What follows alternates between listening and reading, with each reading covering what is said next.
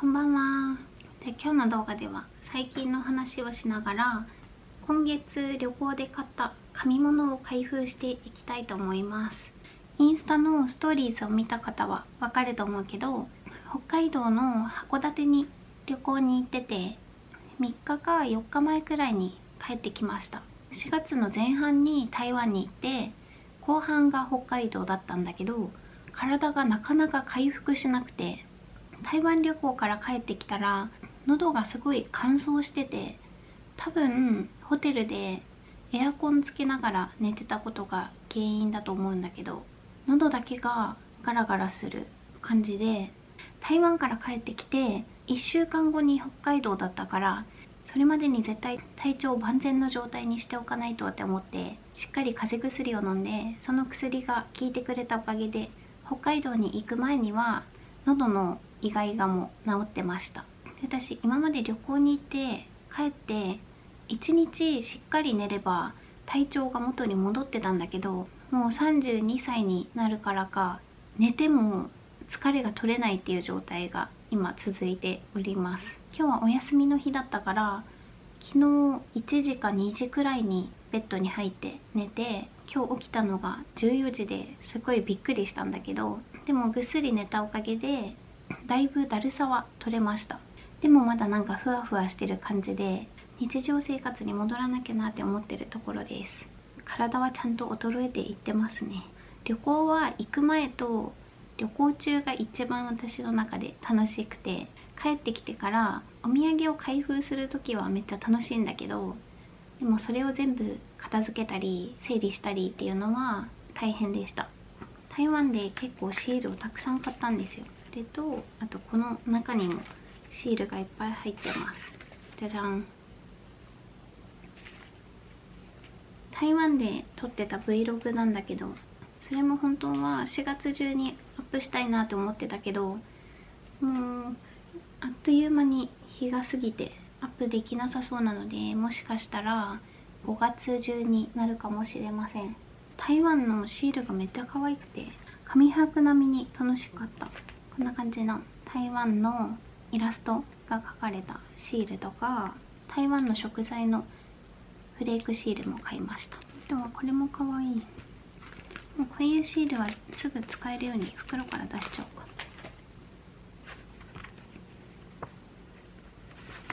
か。かわいい。これは紙箔でも見たことがあるイラスト。3年日誌もインスタで4月中には投稿し始めたかったんだけど、もう5月からになっちゃいそうですね。なんか旅行に行ってたら本当にその月一瞬で過ぎますね。なんでこんなに早いんだ。私こういった背景がクリアタイプのシールめっちゃ好きです。ノートに使いやすいんですよね。これあんずちゃんからお裾分けしてもらった星のシール。かわいい。タピオカシール。これはまだどこに貼ろうか決めてないから袋に入れたまま。私の体重の話なんだけど、私が体重計に乗った動画があって、あの時が何キロだっけ、41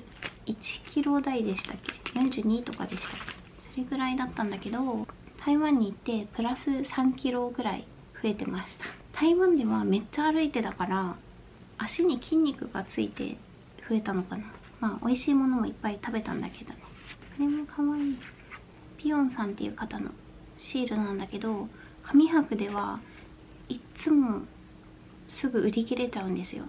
私が行く時間帯が遅いからっていうのもあるかもしれないけど、台湾で購入できて本当に幸せです。これもピヨンさんのシールですね。台湾また行きたいなって思うくらい本当に楽しかったです。そう、それで台湾から帰ってきてまた嬉しいことがあって、動画では何回か私が学生の時に台湾でホームステイしてたっていうエピソードを話してたんだけど、そのホームステイ先の女の子から久々に連絡が来て、私の YouTube 見たよって言って、サブちゃん見てくれたのかな。私が台湾に行きますっていうのを見て久々に連絡したって言ってて、それがねめっちゃ嬉しかったです。今回は友達との台湾旅行だったからその子に連絡してなかったんですよ。だけど次行く時は必ず連絡するからねって言って LINE でやり取りしてました。絵本のイラストのようなほんわか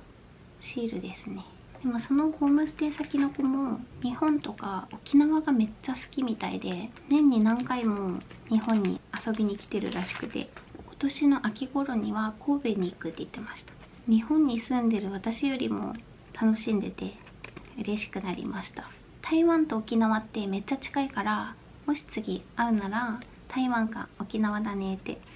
言ってましたね。なんかこういうのって珍しいですよね。また別のシールとか合わせて貼ったりしても可愛くなりそうです。木のシールもめっちゃ可愛い。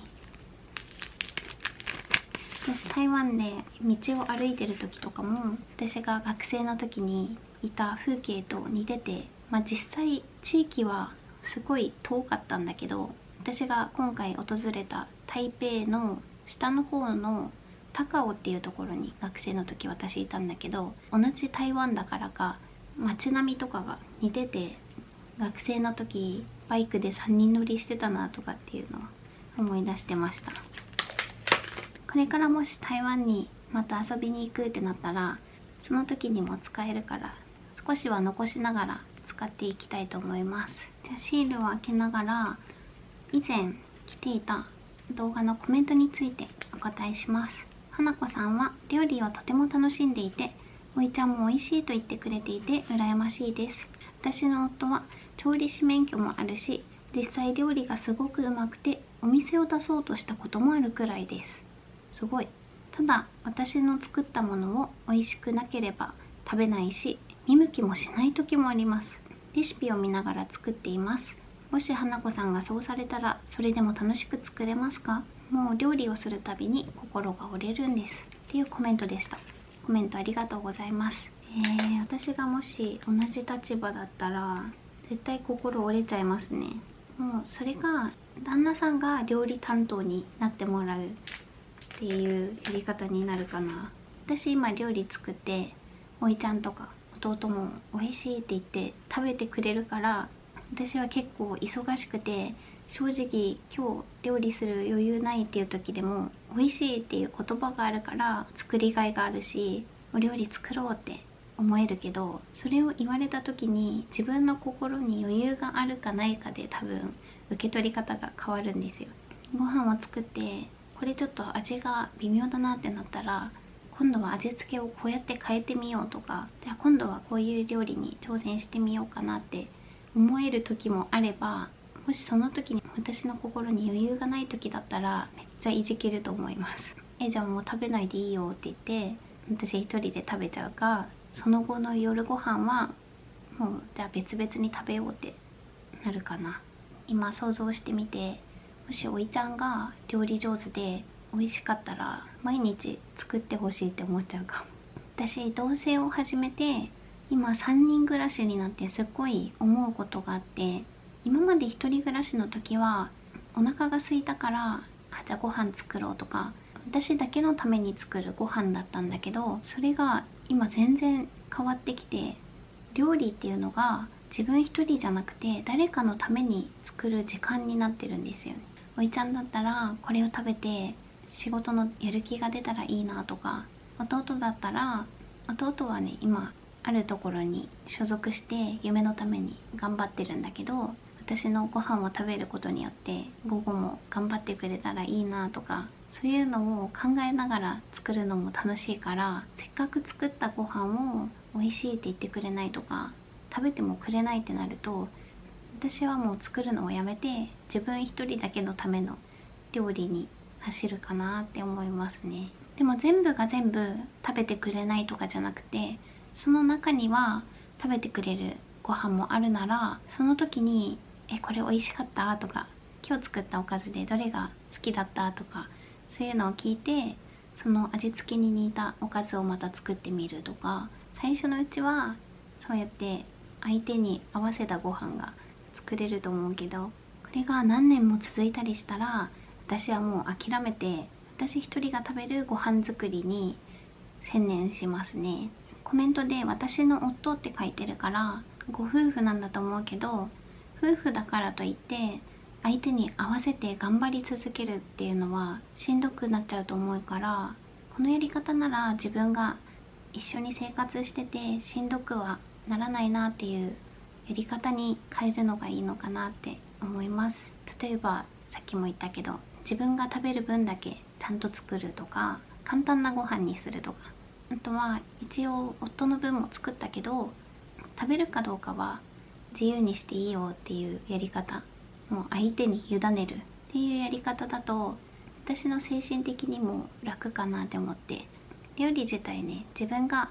楽しくできたらいいと思うし、毎回心折れながらやるものでも絶対ないと思うから、そこは無理して夫の分も作らなきゃって思わなくていいのかな。私の持論です。参考になるかわからないけど、こういう考えもあるんだなくらいで聞いていただけたら嬉しいです。じゃあ話は戻るけど、これは北海道で買ったシールです。2つとも違うお店で買ったんだけどね、これもかわいい。スケジュール帳に使えそうですよね。メールのマークとかニコちゃんのマークがあったり、かわいい。これめっちゃたくさんありました。でもこのお店ね、袋がちょっと汚れてたりするから、新品ではなくて新中古品みたいな感じなのかな。壁に貼ることができるっていうシールも買いました。でも私はノートに貼ります。丈夫そうな素材。あ、そうだ、これ開けてなかった。これはまたノートデコの時に紹介しようかな。台湾と北海道でいくつかスタンプを買ったんだけど、スタンプに必要なインクも買いました。これは近所の雑貨屋さんで見つけたものです。とりあえずピンクと水色と黄色を買いました。私今まではシールとか紙物の沼にはまってたんだけど、とうとうスタンプにまで手を出してしまいました。あ、開いた。手についちゃったけど結構鮮やかだから、今回のね北海道旅行でもシールとか紙物以外にもスタンプまで探すようになっちゃって、ノートデコで使えそうなスタンプないかなって見てました。北海道の雑貨屋さんで買ったスタンプ、これめっちゃ可愛いんですよ。旅行にぴったりなスタンプが4つ入ってます。中に文字が書けるようになってる。切手風のスタンプ、これも可愛い。こういうのここに入れておいて、また使う時に取り出します。ザザーっとシールを開けたりスタンプを開けたりしてみました。ゴールデンウィークもあるので、ゴールデンウィーク中は私は動画の編集をめっちゃやる予定なんだけど、4月に思い切り羽を伸ばせたので、お休み関係なく頑張ろうと思います。本日もご視聴いただきありがとうございました。